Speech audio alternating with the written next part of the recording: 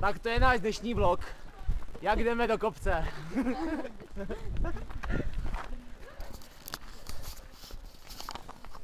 Prosím, řekněte nám dneska něco k tomuto dnešnímu výletu. Nic moc. Stačilo nám to říct. Prosím, řekněte nám dnešnímu výletu něco. Řekněte nám dnešnímu výletu něco, jaký máte pocity. Prosím. Špatně. Jaký máte pocity z dnešního výletu? Tady se papá do kopce, jo. Pozor, tady jsou agresivní, rychle pryč. Tady rychle utíkaj.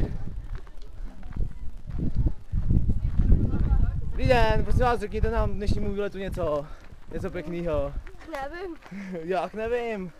Líbí se vám ten výlet dnešní? No povídejte, nekejvejte hlavou jenom. Tady utíká.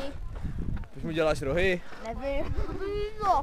Dobrý den, prosím vás, řekněte nám dnešnímu výletu něco hezkýho. Moc se nám líbí. Co vám líbí? A vy, prosím paní? Krásná vysokohorská túra. Jo, koukáme no, kopec, že není vidět nahoru ani. Prosím, řekni nám něco.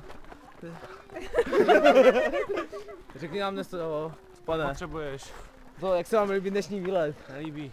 Bolí vás nožičky? Tyhle Nebolej ty? nás nožičky. Nebolej, ne? Hlavička? Bolí mě hlavička z tebe, Pusinka? vypadni, vole. Tak já jdu.